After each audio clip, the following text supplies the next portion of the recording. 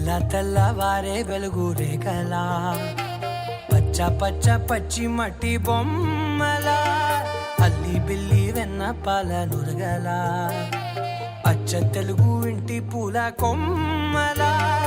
దేవదేవుడే పంపగా ఇలా దేవతే మా ఇంట అడుగే పెట్టెనంట బ్రహ్మ కళ్ళలో కాంతులే మా అమ్మలా మా కోసం మళ్ళీ లాలి పాడే